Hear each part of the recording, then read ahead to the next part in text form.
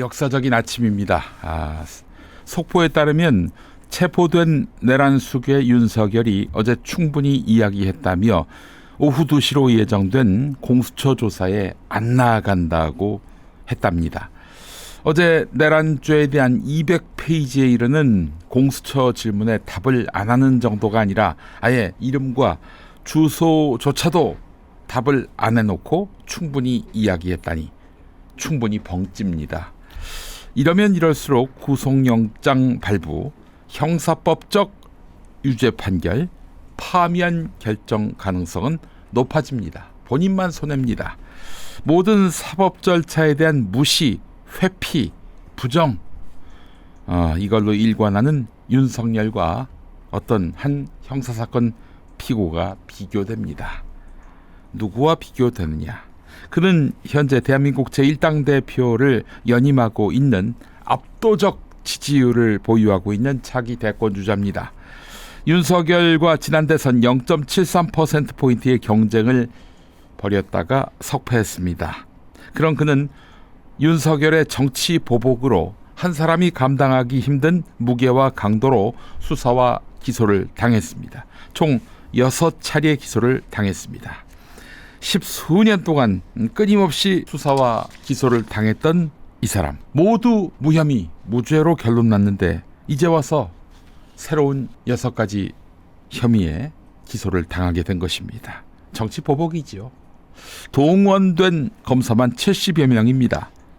광역시에 있는 지방검찰청 검사 숫자가 60명이거든요. 70명이 동원됐습니다. 압수수색 389번 받았습니다.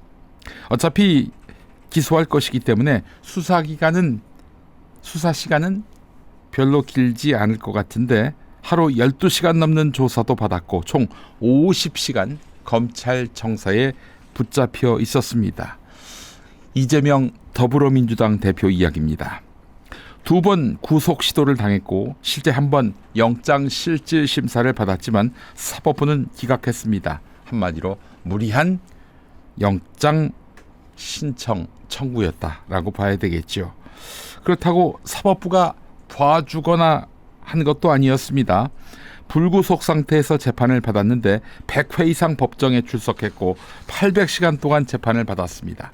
단식 중에도 뺑기 쓴다 이런 마타도를 당해서 그때도 소환 조사를 받았습니다. 지팡이 짚고 나갔던 것 우리가 모두 기억하고 있는 장면입니다. 재판에 현재 관여하고 있는 검사가 53명입니다. 이재명에 대해서 유죄 판결을 받게 하려고 지금 국민의 세금으로 월급 받으면서 달라붙은 검사가 53명이에요. 현재. 총선 하루 전날에도 국회의원으로서 반드시 참석해야 하는 국회 본회의가 있는 날에도 법정에 불려갔습니다.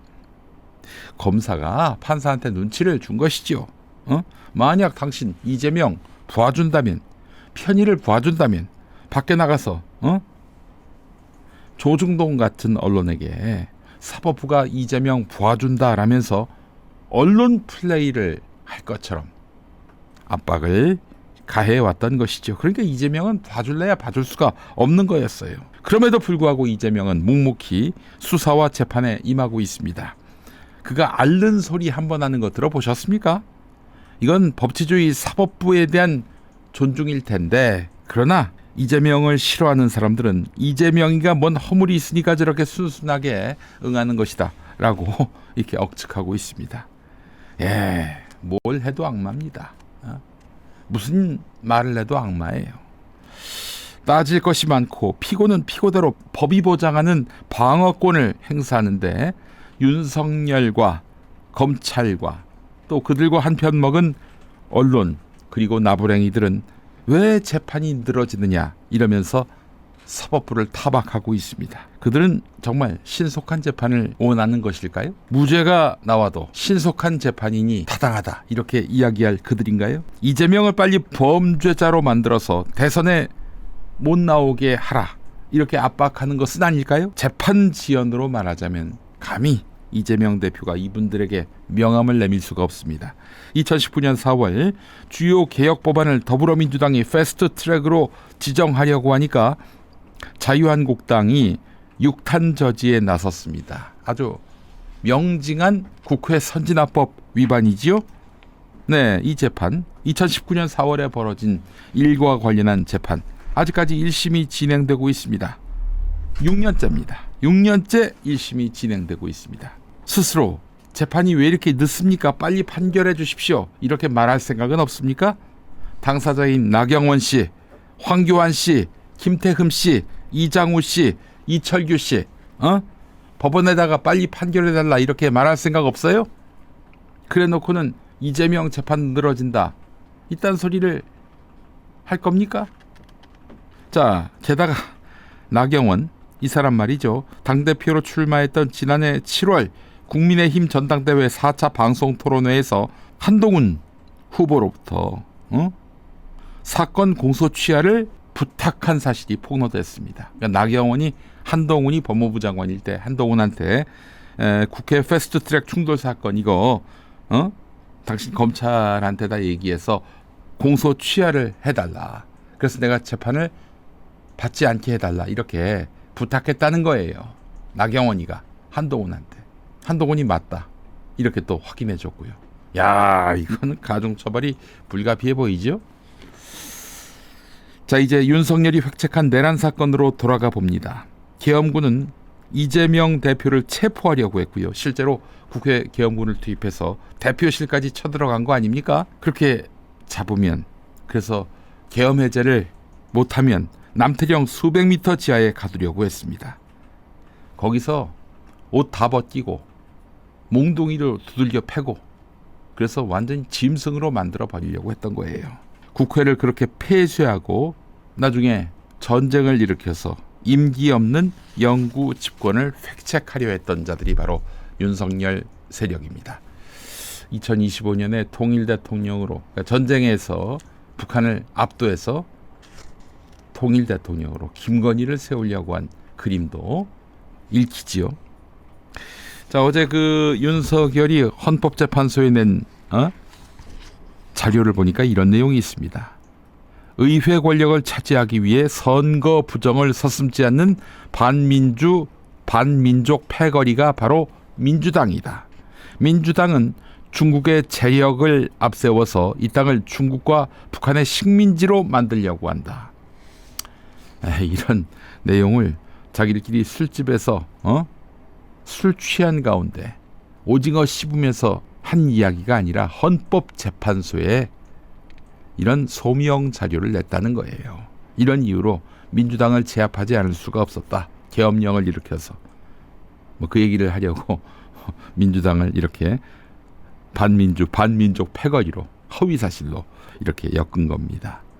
자, 이런 적개심을 가진 자가, 민주당에 대해서 적개심을 가진 자가 가장 두려워한 대상은 바로 이재명입니다. 그 이재명을 정치적으로 죽이려고 했던, 아니 생물학적으로도 죽이려고 했던 그들이었습니다. 자, 일단 정치적으로 죽이려고 그동안 수사 기소 그걸 서둘렀죠. 내란을 일으킨 의도와 정확하게 맞아떨어집니다. 자, 이재명이 옳은지 그른지 이건 국민이 판단하게 해야 하는 것 아니겠습니까? 그게 민주주의 아닙니까? 왜 사법부 보고 이재명을 죽여라 이렇게 압박을 가합니까? 아니, 김대중을 내란범으로 만들어 사형 선고까지 내린 전두환과 윤석열, 이거 뭐가 다르냐? 아, 전두환은 립서비스겠지만은 자기 부하한테 잘못이 없으니 나한테 책임을 다 물어라 이런 판인데, 윤석열 너는 유일한 충성파 김용현에게 위헌적인 포고령을 쓴 장본인으로 몰아세우고 있어요. 떠넘기고 있어요. 그 책임을. 이 비겁하고 찌질한 윤석열, 너한테는 비교 대상으로 전두환도 과분한 존재야. 결국 이번 내란은 정적 죽이기의 목적이었습니다. 그 정적 죽이기를 했던 민주주의를 부정하는 자가 감옥에 갔는데 여전히 그의 주장을 복창하는 자는 누굽니까? 이재명 빨리 재판 받게 해서 정치 못하게 만들어라 이렇게 같이 복창하는 자들이 누굽니까? 내란 공범입니다. 내란 공범의 말을 이제 더 이상 듣지 맙시다. 이재명에 대해서 비판할 수 있습니다. 비판하지 말란 얘기 아니에요. 그러나 내란 공범과는 결이 달라야 하는 거 아닙니까? 제발 팩트 체크를 하고 이재명을 비난하기 바랍니다. 이재명에게 있다는 전과가 어떤 맥락의 것인지, 과연 내란범과 견줄 만큼 파렴치한 범죄자인지, 사실과 전혀 다른 조폭연루설, 형수욕설 루머, 김부선 루머, 주변 인물의 죽음 관여설, 소년원 복역설, 어느 것 하나 모략, 음해, 거짓 아닌 게 없습니다.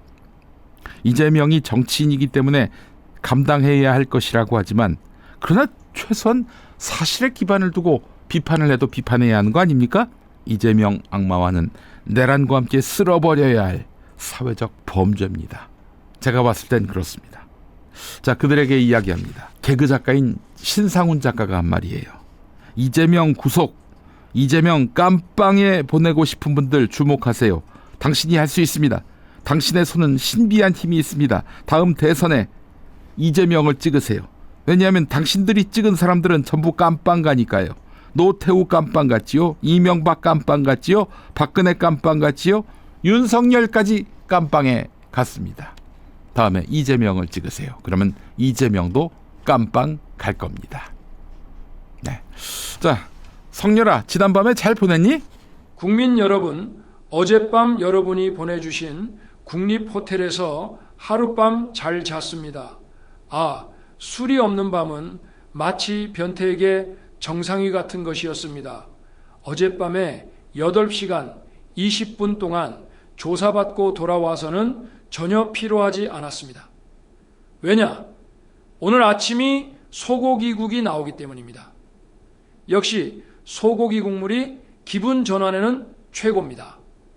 고춧가루는 주는지 모르겠습니다. 그리고 어제 조사받을 때 공수처 검사가 저한테 뭐라고 나불대길래 너 이 새끼야, 내가 공수처를 인정할 것 같아? 나는 공처가야 이렇게 이야기하려다 참았습니다. 집사람에 이어 저도 인격자가 된 것 같습니다. 이름을 묻기에 공유라고 하고는 미친 척하고 개거품 물고 실려가려다 말았습니다. 다만 마지막까지 나를 지켜주지 못한 경호처 은 내가 무덤에 가서도 욕할 생각입니다. 아니, 경호처가 경호대상 잡아가라고 하고 도망가는 게 어딨습니까? 아니, 소방관이 불이 번지는데 진화 명령 거부하고 휴가 내는 거 보셨습니까? 빠져가지고. 그나저나 집사람이 걱정입니다. 더 큰 걱정은 김성훈입니다. 김성훈이가 체포되면 마음이라도 놓을 텐데 집사람과 함께 아직 감옥 밖에 있다니 집사람이 혹시 성훈이에게 쌀밥을 지어주는 것은 아닐지, 또 장어를 구워주는 건 아닐지, 벌써 토리가 그립네요. 애국 보수 친미 반중 강아지 토리야, 1월 20일 트럼프 형이 날 지지한다고 하니까 좀만 기다려라. 그 사이 성훈이 감시 좀 하고